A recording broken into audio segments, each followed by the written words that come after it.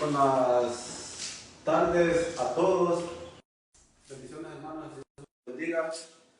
Este día vamos a hablar de un tema muy importante que va a ser de mucho conocimiento para muchos hermanos evangélicos.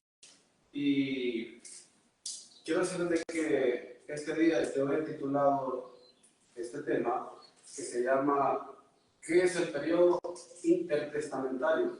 Porque esto es muy importante que nosotros como cristianos evangélicos entendamos qué significa esto o qué pasó entre este lapso que se llama el periodo intertestamentario.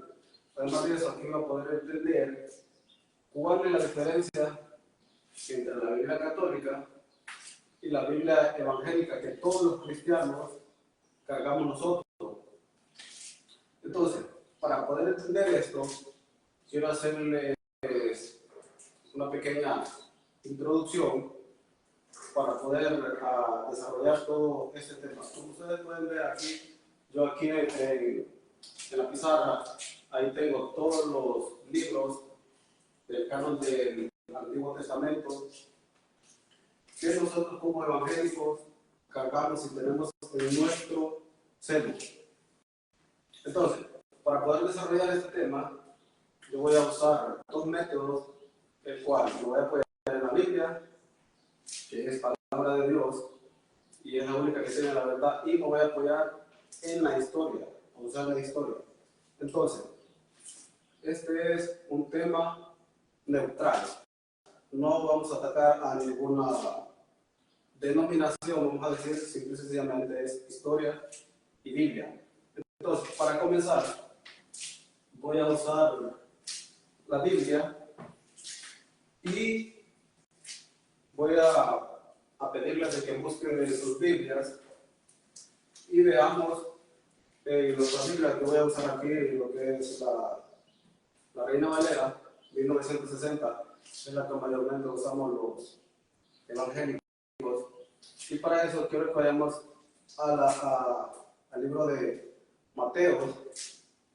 Quiero que veamos de que en el libro entre Mateo y el profeta Malaquías existe una página en blanco, que es esta. Mayormente todas las Biblias la traen. Y pues, el que sabe para qué sirve puede dejar ahí en los comentarios. Y ya que esta página no fue diseñada para dividir el Antiguo y el Nuevo Testamento, ni para escribir, por ejemplo, este dice el Nuevo Testamento. No, esta página tiene un significado profético, el cual significa de que hubo un periodo de tiempo de que por más de 400 años, un aproximado entre 400 y 450 años, hubo un periodo de tiempo el cual Dios no habló o no se manifestó por medio de profetas. Entonces, así de que vamos a hablar del profeta Malaquías del Antiguo Testamento y vamos a saber qué pasó después de la muerte del profeta Malaquías, ya que esa página en blanco representa el periodo de tiempo que cayó Dios, vamos a decir, porque no hubo profetas por un periodo de más de 400, 450 años. Entonces la pregunta sería, si alguien sabe, puede hacerlo ahí en comentar, ¿qué profeta se levantó después del profeta Malaquías? Y pues, yo creo ahí los que son bíblicos saben de que el único profeta de que se levantó después del profeta Malaquías fue Juan el Bautista. Entonces, en ese lapso o en ese periodo de tiempo entre Juan y Malaquías no se levantó ningún profeta entre esos dos profetas. Entonces, que para eso quiero salir a nuestras Biblias y vamos a ir al libro de Malaquías, el libro de Malaquías 4, versos 5 y 6. En Malaquías 4, versos 5 y 6, con eso cierra su libro el profeta Malaquías. Y dice de la siguiente manera, Malaquías, capítulo 4, versos 5 y 6. Con eso cierra el profeta Malaquías su libro y luego comienza Mateo del Nuevo Testamento. Dice, Malaquías 4, versos 5 y 6 dice.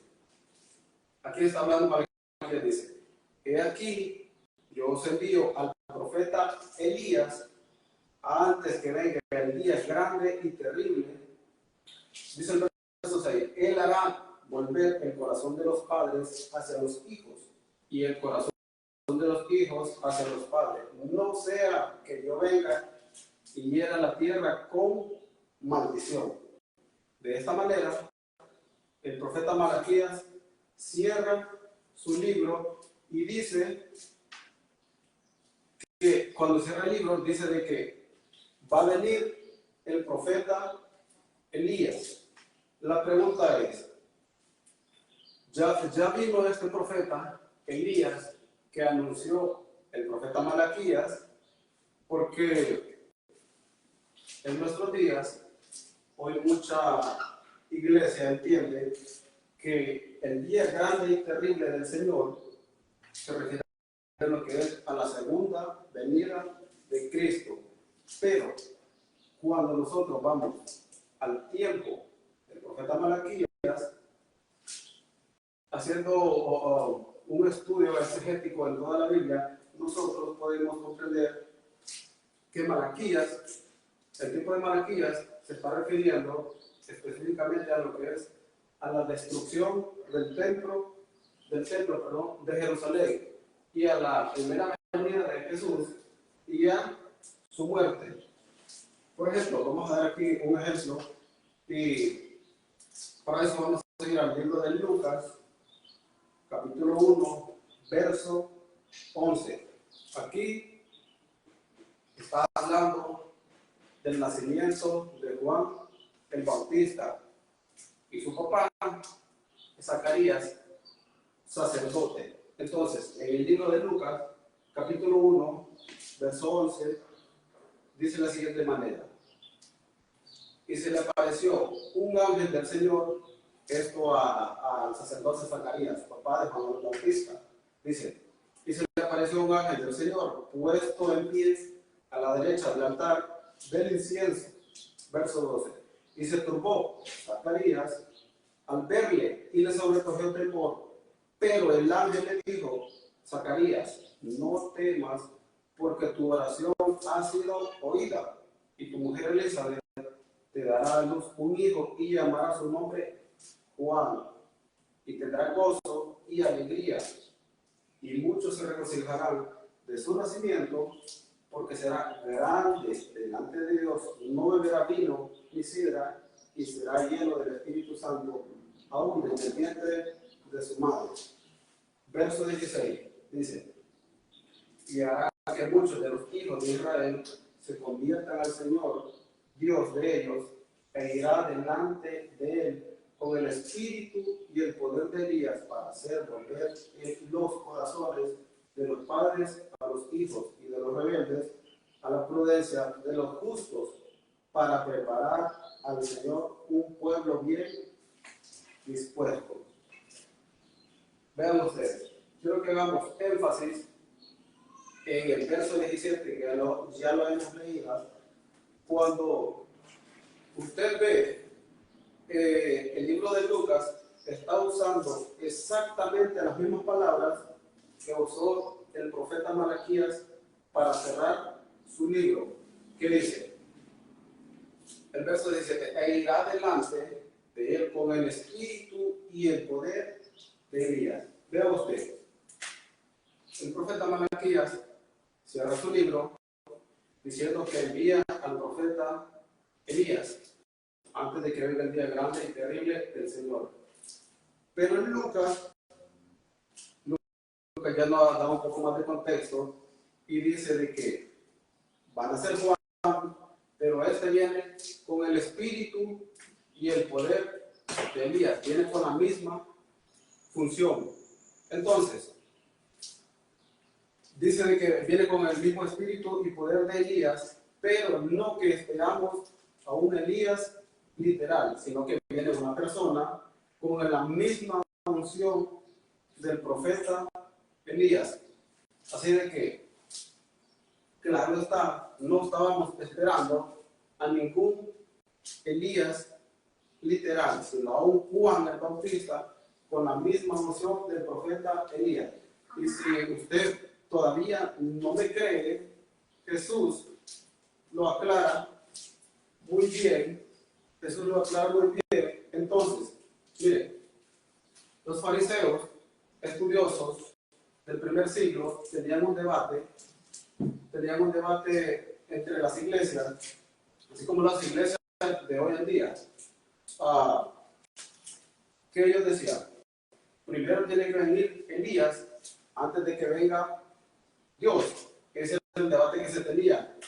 Entonces, pero Jesús les responde en Marcos 9, porque sus discípulos ya habían escuchado el debate de los fariseos. Entonces, Jesús mismo les responde y dice la siguiente manera, en Marcos 9, verso 11 y 12, dice la siguiente manera. Marcos capítulo 9, verso 11, 12 y vamos a leer hasta el 13. Dice, esto le preguntaron los discípulos a Jesús.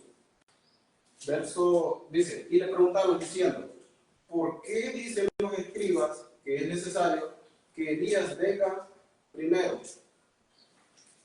La pregunta es, ¿saben ustedes por qué le preguntaron esto? Porque ellos ya habían leído el libro del profeta Malaquías.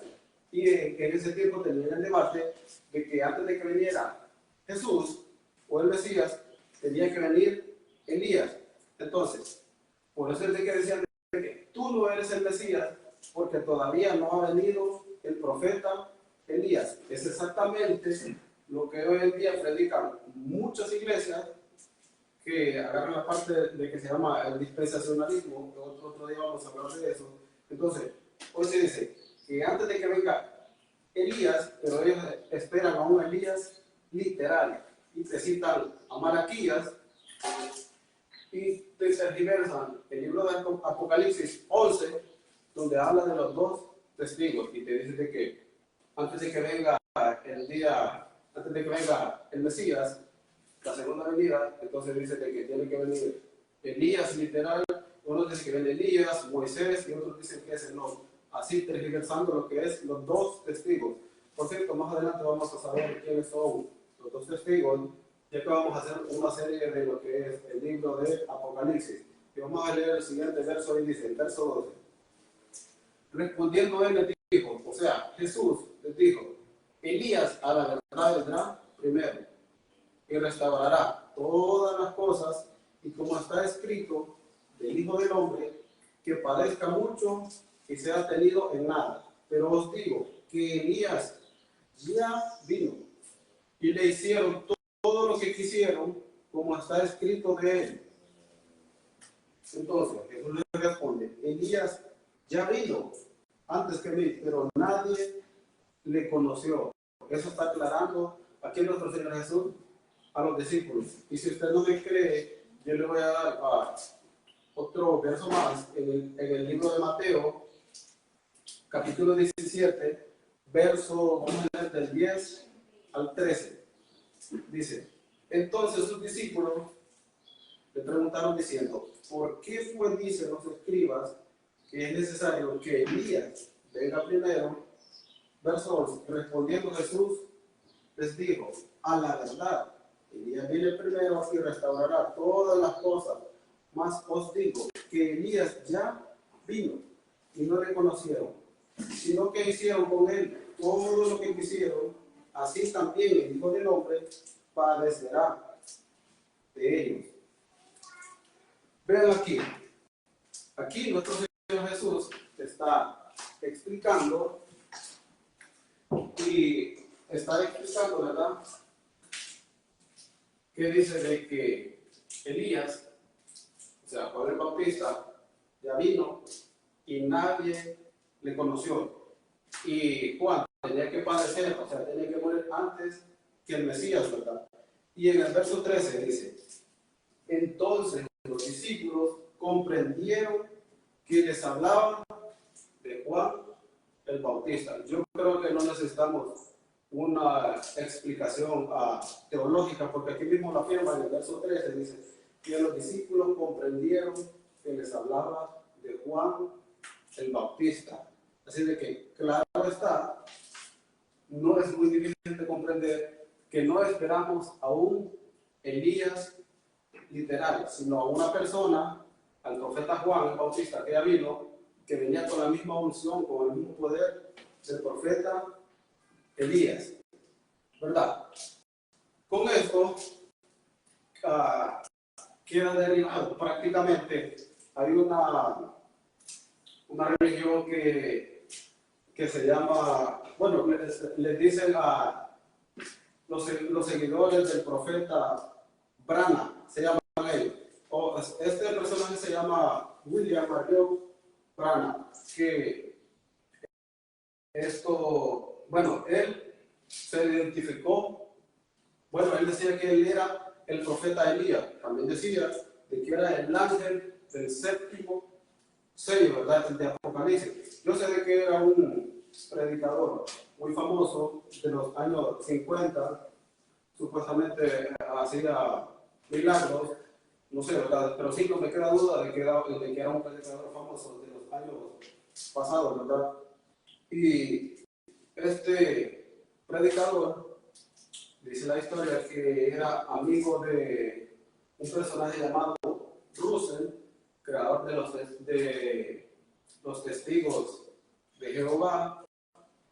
Entonces, con esto queda derribado lo que dice el argumento de estas personas que siguen al profeta William, que dice él que él era el profeta Elías.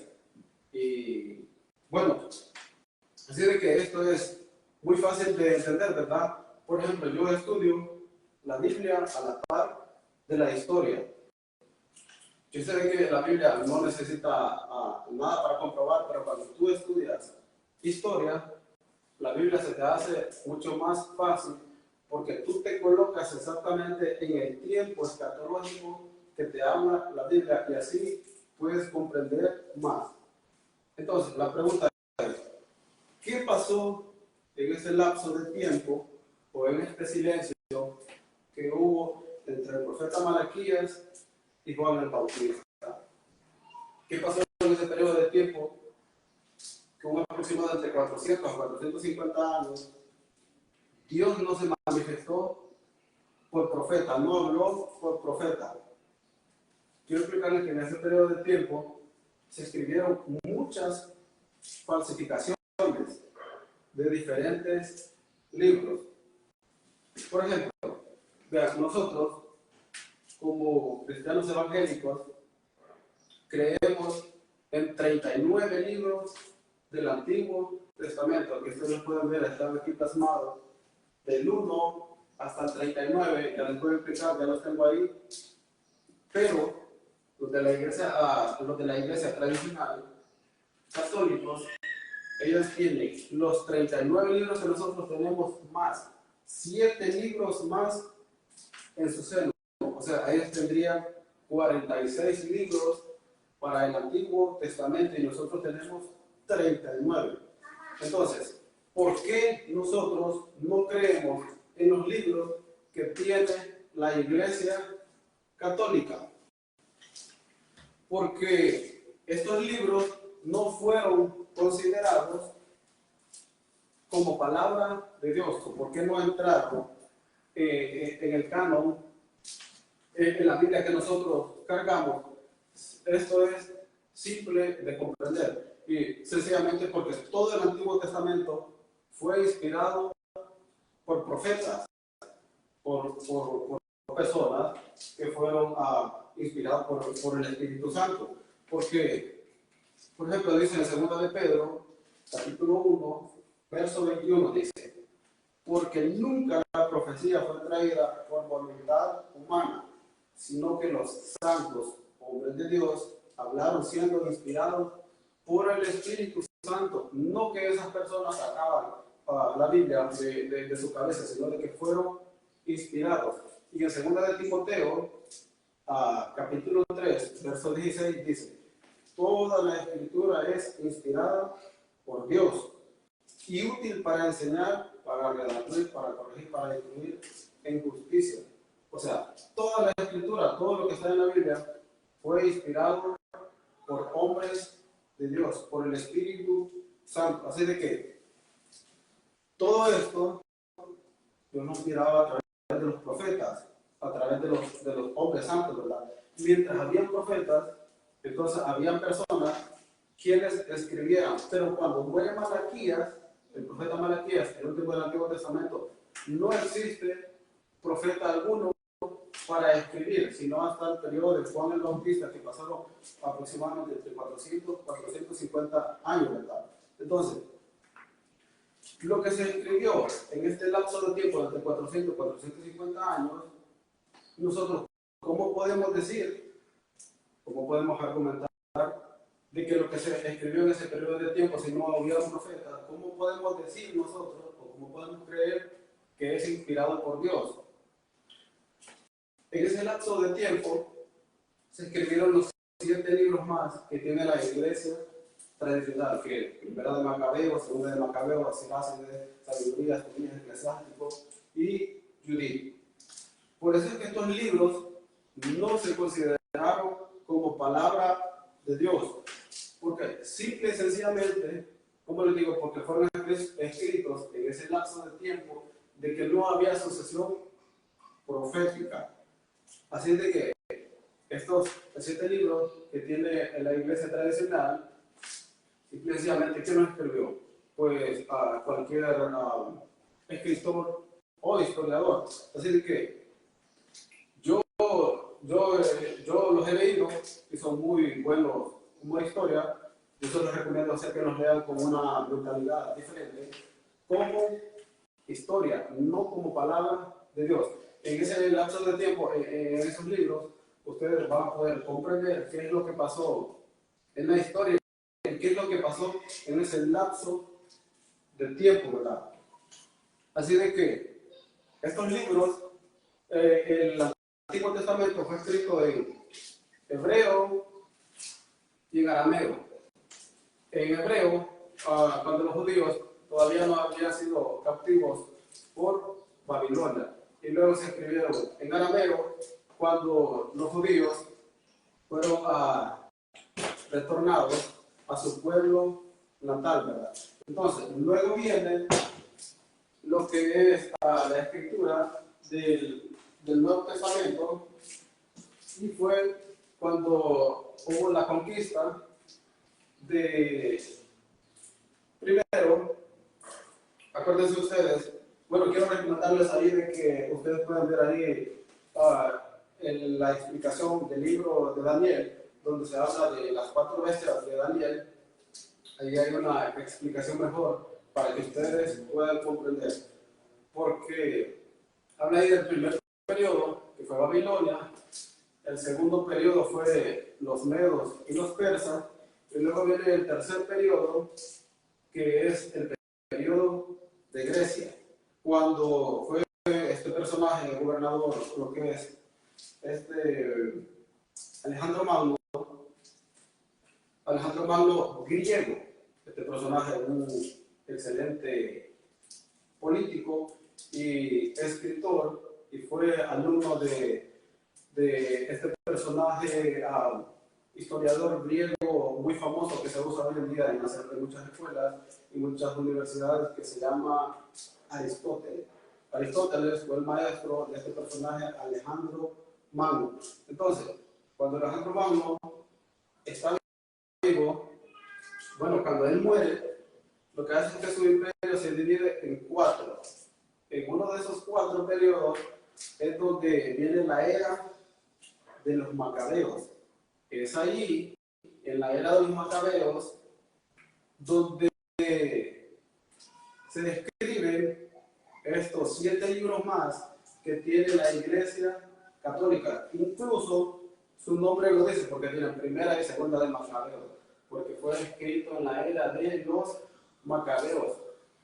Así de que por esta razón no entraron en el canon del Antiguo Testamento porque fueron escritos en lengua tardía.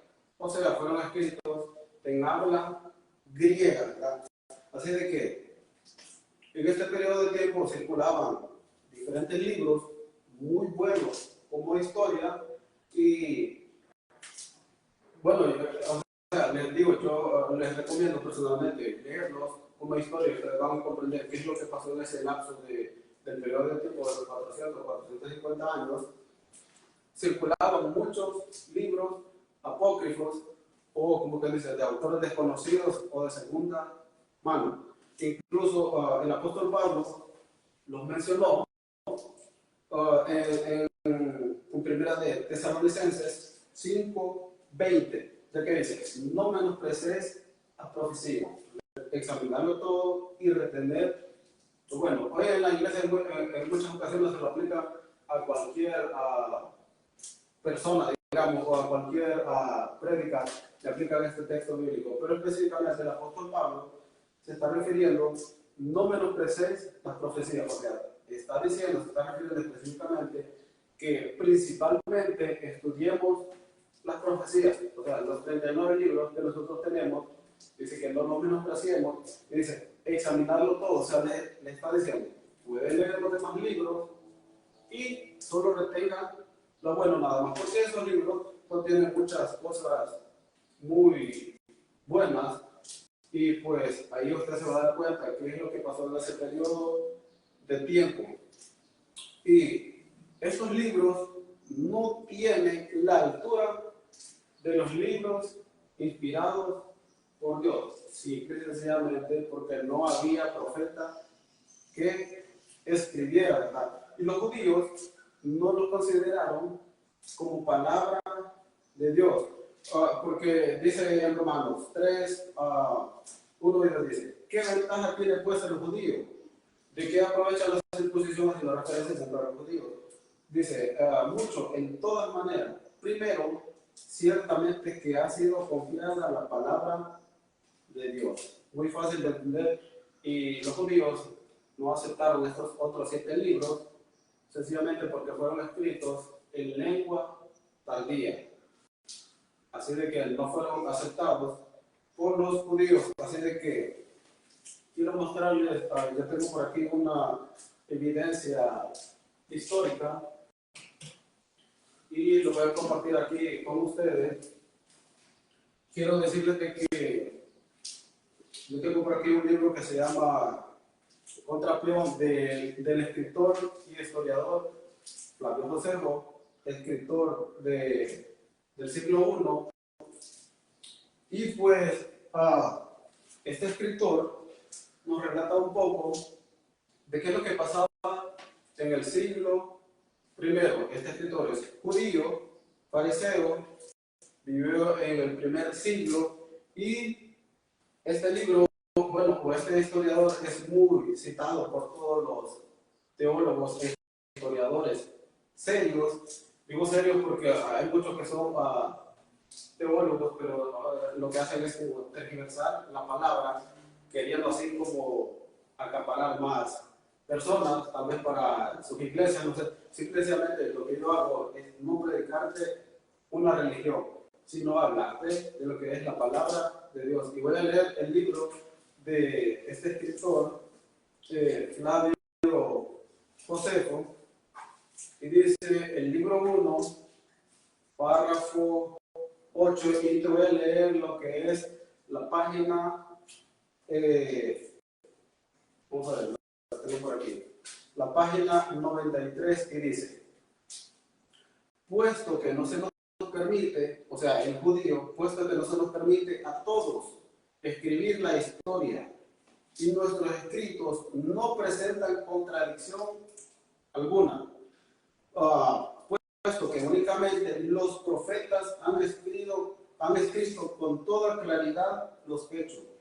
Y está claro, judío, fariseo, que ninguna persona puede escribir la historia más que los profetas. Y sigo leyendo ahí, dice como había ocurrido, dice, es natural o más bien necesario que no haya entre nosotros, o sea, entre los judíos, una infinidad de libros en contradicción y pugna, sino solo 22. Escuche bien, quiero que se les quede esto, voy a anotarlo por aquí.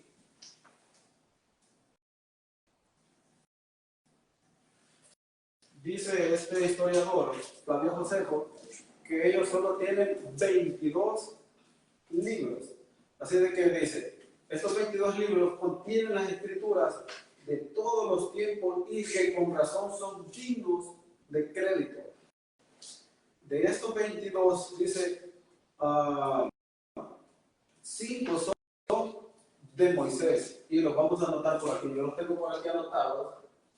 Dice, 5 son de Moisés. Luego sigue diciendo, los que contienen las leyes, las tradiciones, desde la creación del hombre hasta la muerte del propio Moisés. Abarcan un periodo aproximado de 3000 años, desde la muerte de Moisés hasta Artajerjes. Sucesor de Jerjes como rey, los persas, los profetas posteriores a Moisés han contado la historia de su tiempo en 13 libros. Ok, aquí tenemos 13 libros. Ahí están anotados por ahí. 13 libros.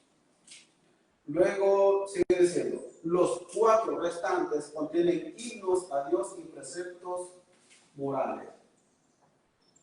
Que tengo por aquí. Entonces, 5 más 13 más 4, 22 libros, así como dice este escritor Flavio Josefo, de que ellos solo tenían 22 libros. Entonces, la pregunta es, ¿por qué los judíos del primer siglo, así como este historiador y escritor Flavio Josefo, dice de que ellos solo tenían 22 libros y nosotros, como evangélicos, ¿por qué tenemos 39 libros? Aquí está, ¿por qué tenemos 39 libros en nuestro seno o en nuestra Biblia que nosotros cargamos? Así de que les explico de la siguiente manera. Dice el historiador, 5 son de la ley de Moisés. Así de que es muy fácil comprender. Se les explico de la siguiente manera. Les sugiero que vean detenidamente y de que no escuchen, sino que vean para que podamos comprender. Porque esto es muy importante porque yo he visto a muchas personas, muchos pastores evangélicos, teólogos y que se les llaman doctores, la pregunta, como que dice de que los, no sé cuál sería la razón, como que dice, la pregunta que los entrampa y que no pueden contestar los hermanos evangélicos es que les preguntan, ¿quién hizo la Biblia? Esa es la pregunta que les hacen los de la iglesia tradicional y no saben qué responder. Entonces, por eso es muy importante comprender este estudio. Entonces, los 5 primeros libros son de Moisés, escritos de Moisés. Génesis, Éxodo, Levítico, Número, Deuteronomio. 5 primeros libros. Luego dice, 13 libros, dice el historiador Flavio Josefo, han contado la historia. ¿Qué pasa?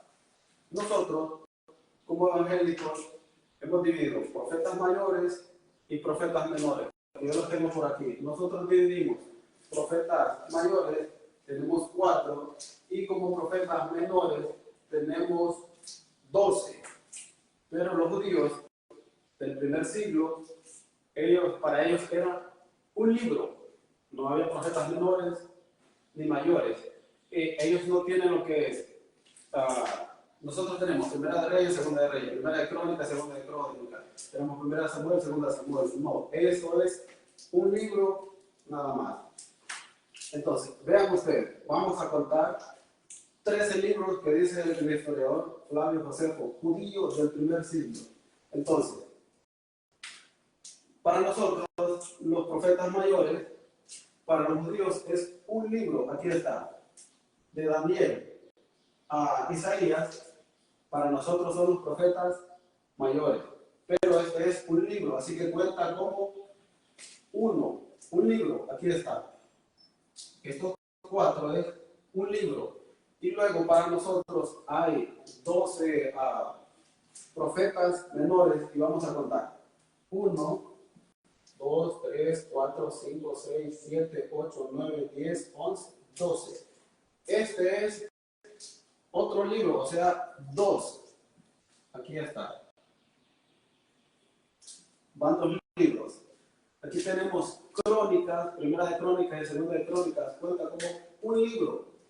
No son 2, es 1. Tenemos a Reyes, de igual manera, cuenta como un libro, no 2 libros. Ahí está, 2. Y luego tenemos los demás libros y tenemos a Samuel, Primera de Samuel, Segunda de Samuel. Así lo dividimos nosotros, pero cuenta como un libro para los judíos del primer siglo. Ahí está, un libro. Así de que empezamos a contar 13. Y dice, de Daniel a Isaías, 1. Luego están los 12, serían 2. Así que empezamos a contar. Este vale por 1, así sería 3. Este vale por 1, sería 4, 5, 6, 7. Samuel vale por 1, 8, 9, 10, 11, 12, 13 libros hasta Lamentaciones. Yo los tengo en el orden de los judíos.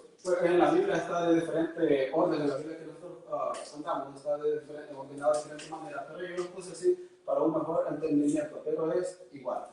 Luego ahí tenemos, ya hemos andado los 13 libros, que dice el historiador Flavio Josefo, y luego dice los otros 4 libros que restan, tienen himnos, preceptos morales, dice ahí himnos para Dios, y aquí están los otros 4 libros, 1, 2, 3, 4. Salmos, Cantares, Eclesiastés, Proverbios. Esos son los 4 libros.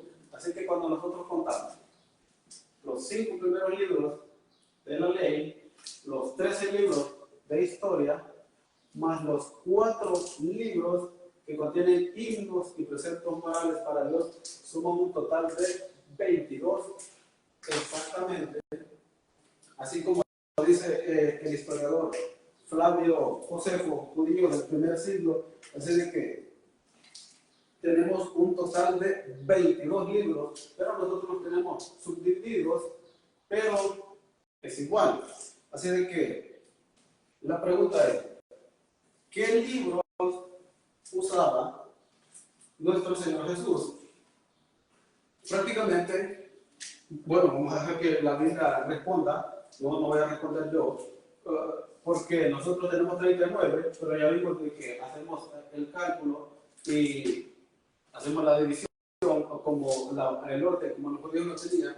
Entonces, Jesús, el Mesías, judío, él también lee. ¿Qué libros leía él? Entonces, en Lucas, capítulo 24, versos 44 y 45 dice, aquí está hablando Jesús y dice, y les dijo, estas son las palabras que os hablé, estando aún con vosotros, que era necesario que se cumpliese todo lo que está escrito de mí. En la ley de Moisés, en los profetas y los salmos.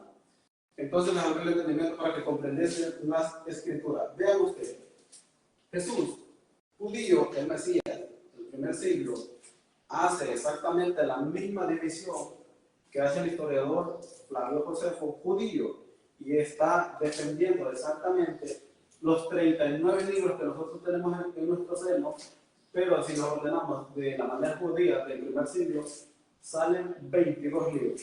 Entonces, Jesús nos está citando los libros que nosotros tenemos en nuestro seno, ¿verdad? Y, por ejemplo, yo quiero leerles, aquí tengo por aquí una Biblia católica, por supuesto, y miren, en los 7 libros que tiene la Iglesia Católica, yo aquí tengo aquí una Biblia católica, en los 7 libros que tiene la Iglesia Católica no fueron aceptados dentro del canon que nosotros cargamos.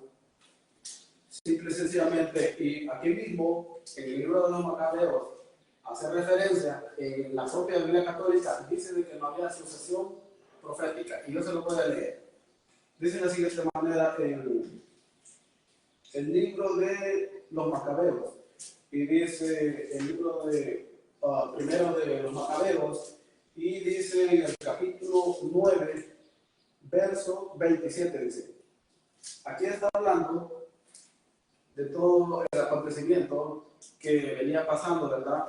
Cuando estaban en guerra, que no había sucesión profética, no habían profeta. Entonces dice de la siguiente manera, tribulación tan grande no sufrió Israel desde los tiempos en que dejaron de aparecer los profetas. El libro de los Macabeos de la Iglesia Católica está afirmando que en ese lapso de tiempo que se escribió los Macabeos y los otros, los 7 libros que tiene la Iglesia Católica, dice que no había sucesión profética alguna. Así de que, si no existe sucesión profética, como les digo, no podemos nosotros decir de que estos 7 libros son considerados como palabra de Dios, porque simplemente no hay profetas que escriban, ¿verdad? Así de que cuando los hermanos de la iglesia tradicional dicen de que ellos hicieron la Biblia, bueno, ellos se hacen como los autores, los acreedores de que ellos hicieron la Biblia, pero la Biblia los hicieron los profetas. Fue cerrada en el periodo de los medos y los persas. Entonces están 2 grupos, los que aceptamos los libros en sucesión profética, y están los otros que aceptan 7 libros más apócrifos o de autores desconocidos, porque no se sabe quién los escribió. Simplemente los escribieron historiadores, así como cualquier historiador de hoy en día puede escribir un libro, y pues simplemente es historia, pero no es inspiración divina, ¿verdad?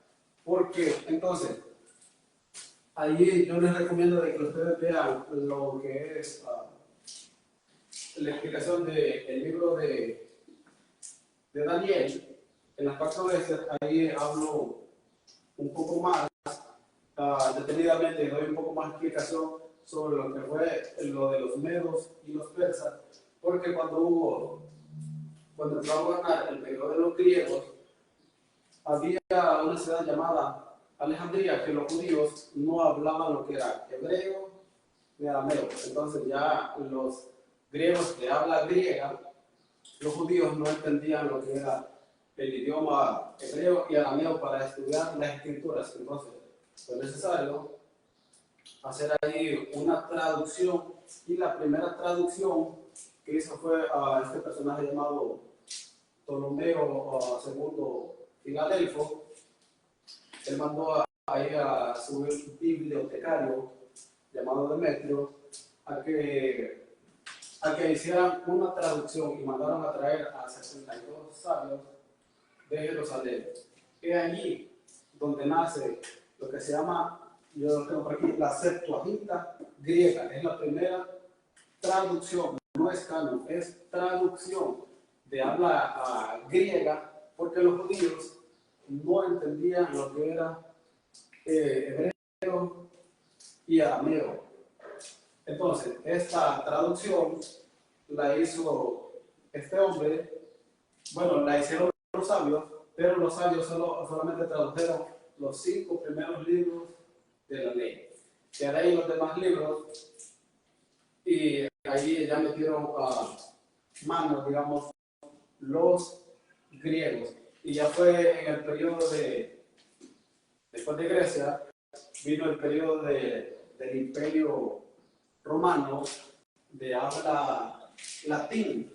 Entonces, la primera traducción que se hizo fue la Septuaginta griega. De ahí viene Septuaginta, viene de 70. Eran 72 sabios, pero lo redondearon a 70 de Septuaginta. Entonces, ya en el periodo del Imperio Romano, y allí donde viene la otra traducción de este personaje llamado Jerónimo, y él lo que hace es otra traducción. Yo la tengo por aquí, se llama la Vulgata Latina de Jerónimo. Pero las escrituras ya estaban cerradas. Entonces, ellos se hacen esto, los católicos se hacen dueños prácticamente de lo que, como quien dice, nosotros hicimos la Biblia, cuando realmente esto no es así, ¿verdad? Y pues, primero solamente estaban, la Biblia no existía lo que era capítulos ni versículos, ¿verdad? Sino de que hicieron otros hombres más. Por ejemplo, Stephen Lawton, hizo la división de capítulos y la subdivisión ¿cómo se llama?, de versículos, ya la hicieron dos hombres más, que es Santos Panino y Robert Einstein. Esto ya lo introdujeron en lo que es la traducción que hizo Jerónimo de hablar latín en el periodo romano. Ya se introdujo todo esto ya en la Biblia de la traducción que ellos hicieron. Pero la iglesia tradicional no hizo la Biblia. Así de que espero de que hayan comprendido esto, porque esto es muy importante entender. Así de que hasta aquí lo voy a dejar. Espero de que haya sido de mucho provecho para muchos de ustedes y poder comprender cómo fue que se formó el canon del Antiguo Testamento. Ya el Nuevo Testamento es otra historia, que más adelante vamos a ver otro estudio del Nuevo Testamento, así de que yo hasta aquí lo voy a dejar. El Señor Jesús los bendiga a todos.